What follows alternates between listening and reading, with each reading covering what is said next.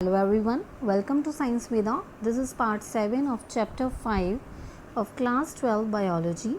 So in this video we're going to discuss about some important topics, that is non-disjunction, complete linkage, incomplete linkage and so on. So firstly our topic is non-disjunction. In this, homologous chromosomes do not separate or disjoin during meiosis into individual gametes. So this phenomenon is called non-disjunction. मतलब जो homologous chromosomes होते हैं, same जिनके ऊपर jeans लगे होते हैं, वो होमोलोगस क्रोमोसोम बोलते हैं हम उनको. तो वो सेपरेट नहीं हो पाते जब भी मियोसिस होती है. मियोसिस होने की वजह से ये अलग हो जाएगा, ये अलग हो जाएगा, लेकिन सेपरेट होने की बजाय वो इकट्ठे इसी फॉर्म में आगे जाते हैं नेक्स्ट प्रोजेनी में. तो इस फिनोमिनन को हम क्या बोल देते हैं? Non disjunction. This is the example of non disjunction. इसमें उन्होंने क्या करा, एक वाइट आइड फीमेल ली और दूसरी ली red eyed male. Female white eyed है इसमें और मेल जो है वो रेड आइड है. It is in the case of the drosophila melanogaster. Drosophila के केस में लिया, उनके आइज़ का कलर है जो उसके बेसिस पे है ये. तो इसमें उसने जो दो क्रोमोसोम्स लिए उसमें था एक जो वाइट आइड थे उनको ऐसे डिनोट करा हुआ है, ऐसे कैप्सूल की शेप देके बीच में W लिखा हुआ है. और रेड आई किसकी वजह से आती है? ऐसे J शेप की वजह से. तो ये जो है XX फीमेल के केस में हमने करा है, दोनों क्या है? White eyed. और रेड आइड जो है इसमें Y वाला डोमिनेंट निकला, एक X है और एक Y है, जिसकी वजह से रेड आइड मेल प्रोड्यूस होता है. तो ये दोनों हैं, इनमें दोनों के जो हमने जीन्स आगे लिए, तो नॉर्मल एक्स वाले जो थे वाइट आइड में फीमेल जो थी उसमें से नॉर्मल एग्स ऐसे प्रोड्यूस होंगे. दोनों को W जब लिया तो दोनों को अगर हम सेग्रीगेट करते हैं तो एक W आ जाता है सिंपल. और इसको स्पर्म से करवाएंगे, जो स्पर्म है उसमें क्या आता है? एक W और एक रेड आइड वाला जो है J शेप्ड. तो एक नॉर्मल एग और एक इससे जब भी पुनेट स्क्वायर ऐसे बनाते हैं तो क्या मिलता है? W and W, that is double X red eyed female बनती है. और दूसरा क्या बनेगा इसमें? XY white eyed female. तो ये दो रिजल्ट्स आ जाते हैं इन केस ऑफ दिस, अगर हम नॉर्मल एक्स से करवाते हैं. लेकिन ये तो हो गया नॉर्मल क्रॉस. अब जब भी इसमें एक फिनोमिनन आ जाता है नॉन डिसजंक्शनल एक्स. नॉन डिसजंक्शन का मतलब जैसे ये दो W थे, हमने इनको सेग्रीगेट करा, सेपरेट करा, तो सिंगल W यहाँ पे आगे लिया वाइट आइड वाला.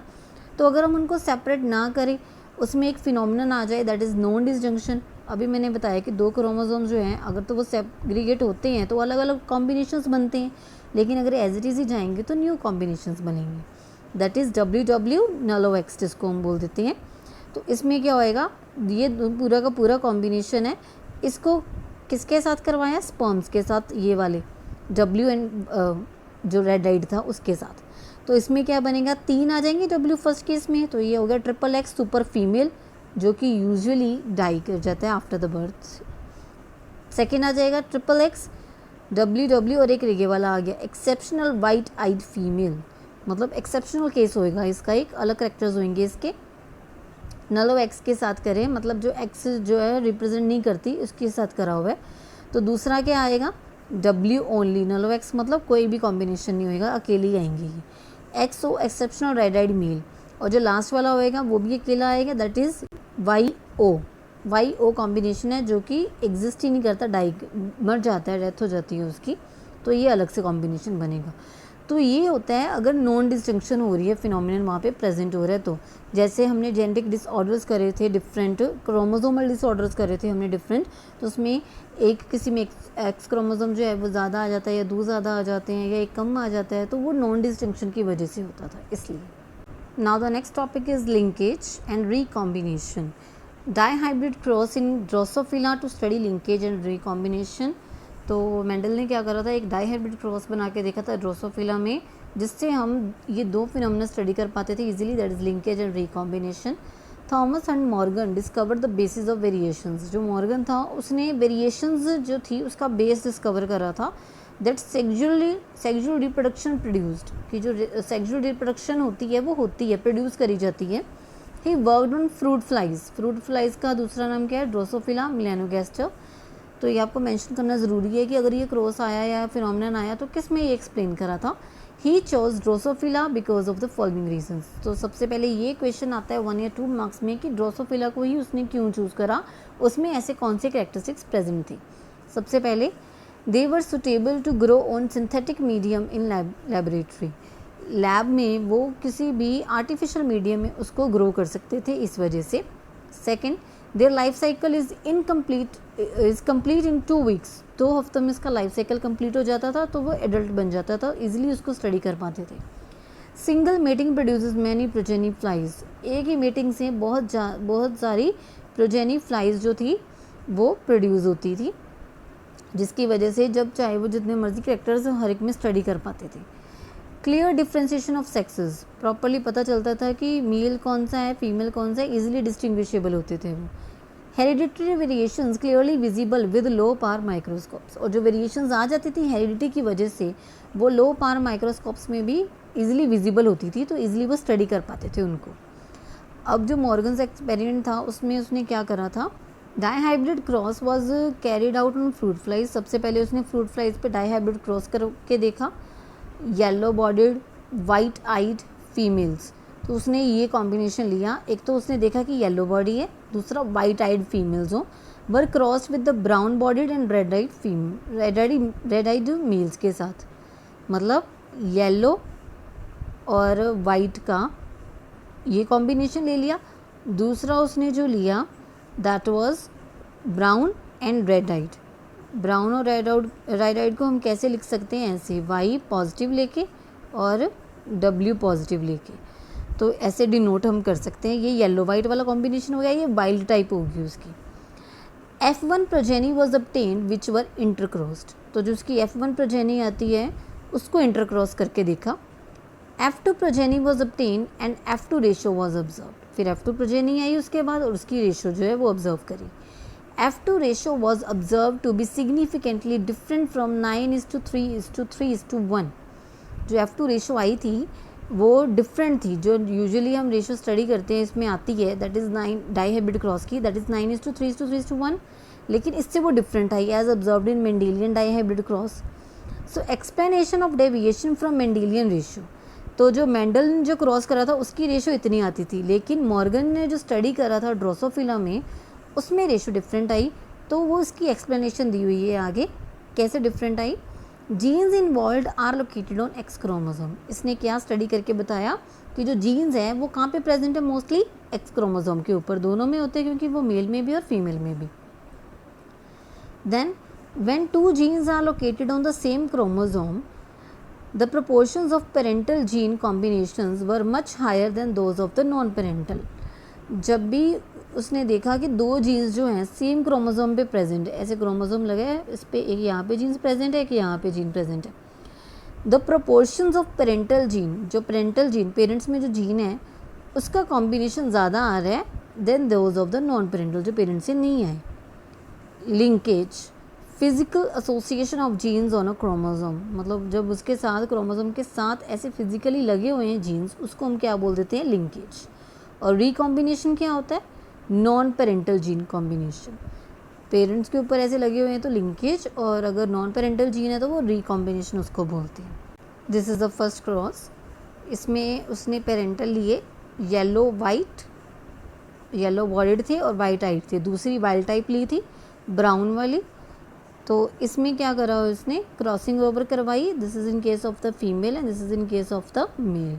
क्रॉसिंग ओवर होती है तो F1 जनरेशन जो है वो प्रोड्यूस होएगी अलग अलग कॉम्बिनेशंस के साथ। एक और चीज़, यहाँ पे जो कलर है वो येलो और वाइट ऐसे दिखाया हुआ है ना, येलो बॉडी है पूरी की पूरी और वाइट आइड है, तो इसको ऐसे डिनोट कर दिया।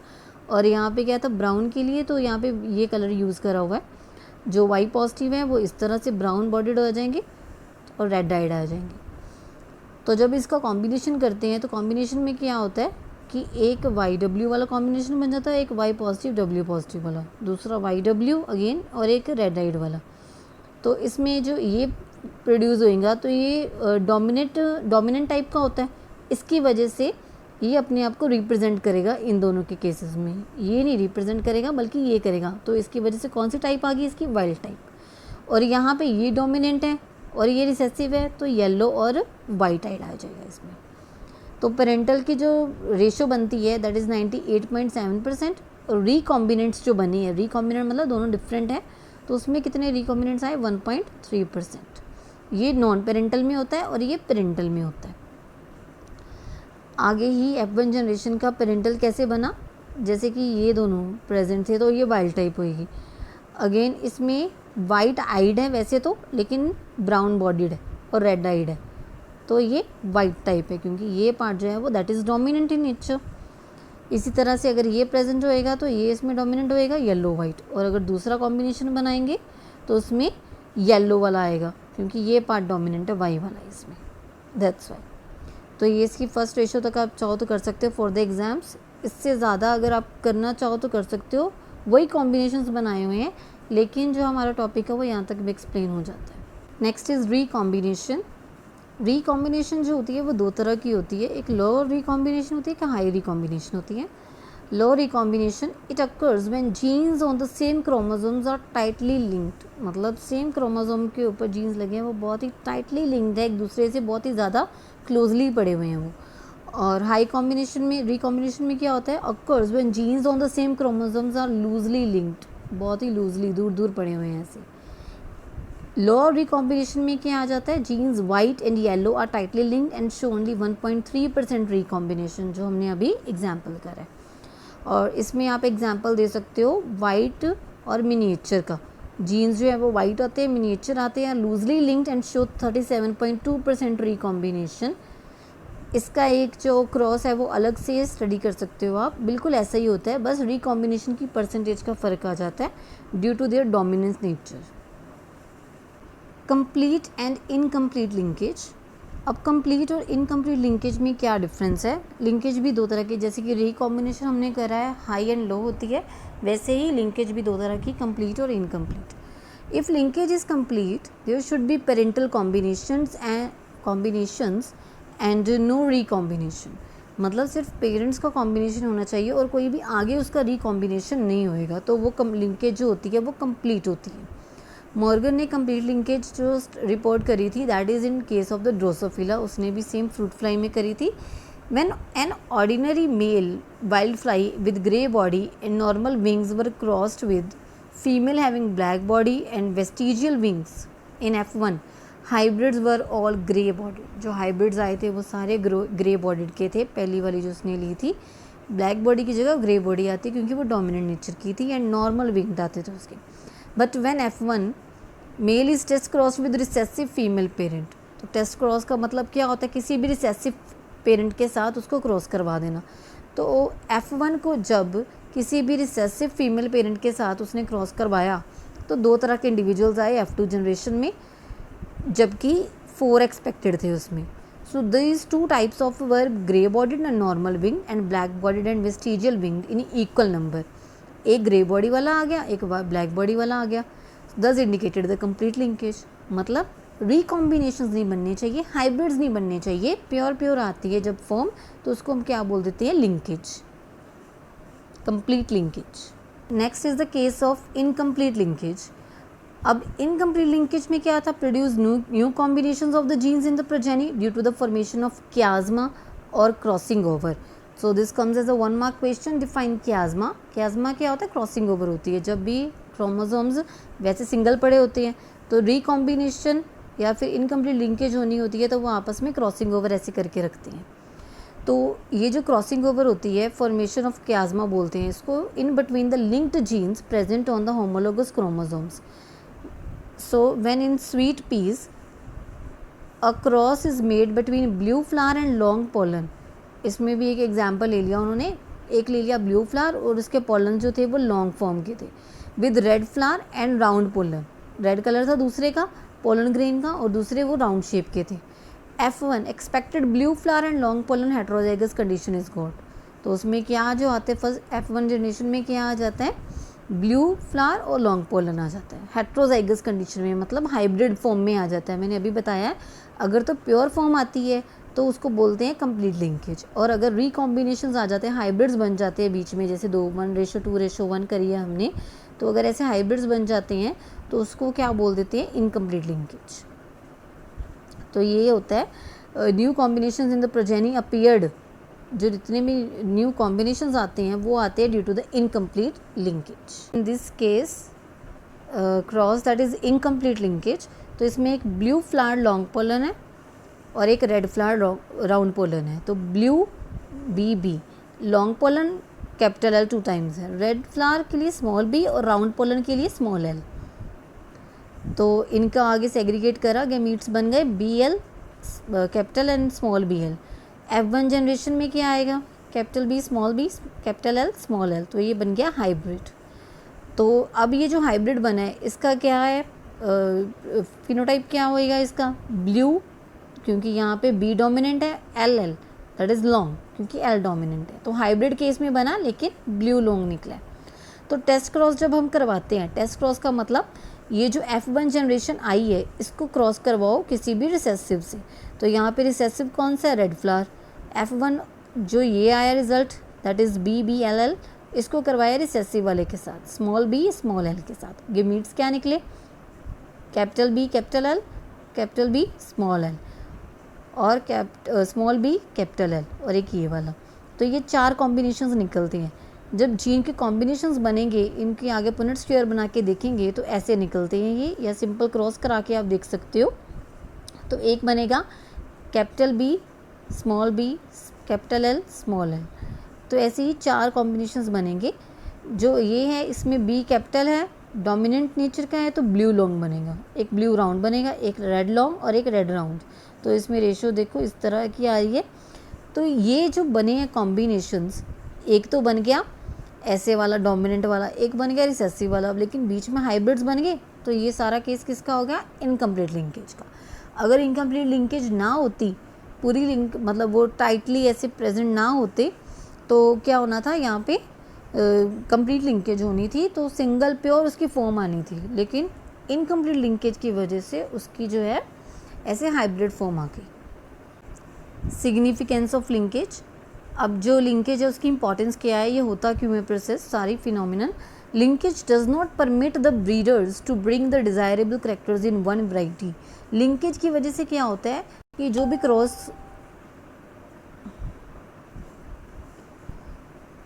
सिग्निफिकेंस ऑफ लिंकेज मतलब लिंकेज की क्या इंपॉर्टेंस है।